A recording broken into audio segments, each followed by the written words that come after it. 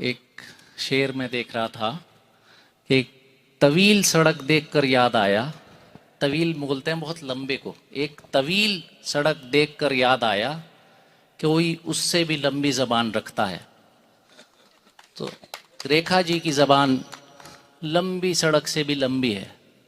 मेरी बड़ी समस्या है, मैं 2002 में जब उत्तराखंड में विधायक बना तो मैंने पंडित नारायण दत्त तिवारी जी ऐसा गंभीर मुख्यमंत्री देखा।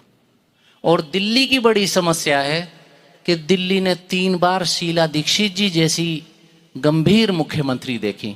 तो हम सब की एक समस्या है कि उतने गंभीर मुख्यमंत्री देखने के बाद इतने ऐसे मुख्यमंत्री देखने को मिलते हैं जो बोलने से पहले सोचते नहीं क्या कहने जा रहे हैं, क्या पद इनके पास है, इनको पद का नहीं पता, पद की गरिमा का नहीं पता। ऐसे ही इनके नेता हैं। 56 इंच का सीना कहकर आए थे कि 56 इंच का सीना है। 56 इंच का सीना तो उनके पास निकला नहीं, लेकिन हाँ उनके मुख्यमंत्रियों के पास 56 इंच की जबान जरूर निकल गई, चाहे जितनी चलवा लो, जब चाहे, जब दिल चाहे जितना चलवा लीजिए, और खूब चलती है। लेकिन सिर्फ किसी के दिल पर कोई कट कर लगाने के लिए जबान चल सकती है, किसी का मरहम के लिए, किसी अधिकारी को कोई समझाने के लिए, किसी को कोई जनहित का आदेश देने के लिए, कोई नमक मिर्च लगाने के लिए चल सकती है, लेकिन जनहित में नहीं चलती।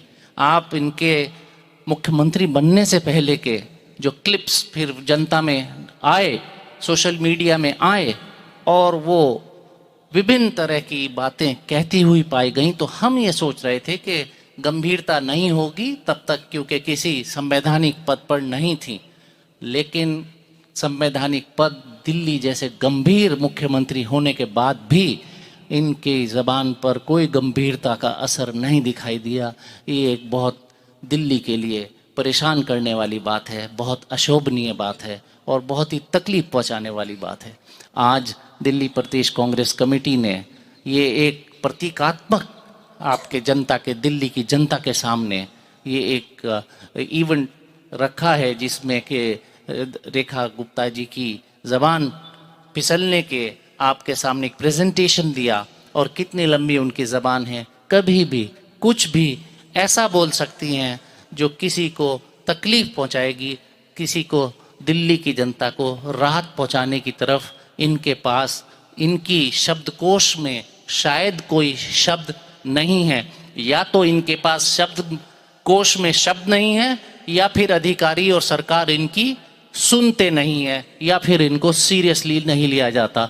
क्योंकि जो AQI और IQ के बीच में फ़र्क ना कर सके तो अधिकारी भी समझ जाते हैं कि इनका IQ लेवल इतना ही है कि बोलने दो, इनकी हम सुनेंगे नहीं। तो आपका ये इवेंट आज जागरूकता अभियान के रूप में है, मैं इसकी बहुत सराहना करता हूं, और उम्मीद करते हैं कि दिल्ली की जनता के शीघ्र समझ में आएगा। आने वाले 30 तारीख को यहाँ पर 12 MCD के वार्ड्स में चुनाव हैं, उसमें दिल्ली की जनता को दिखाई दे रहा है कि आम आदमी पार्टी और भारतीय जनता पार्टी की दोनों की जुगलबंदी के बीच में दिल्ली की जनता पिस गई है। प्रदूषण से लेकर तमाम विषय हैं जिन विषयों से आज दिल्ली की जनता त्रस्त है। इससे MCD की सरकार, दिल्ली की सरकार, दिल्ली प्रदेश की सरकार या केंद्र की सरकार पर कोई फर्क नहीं पड़ रहा है।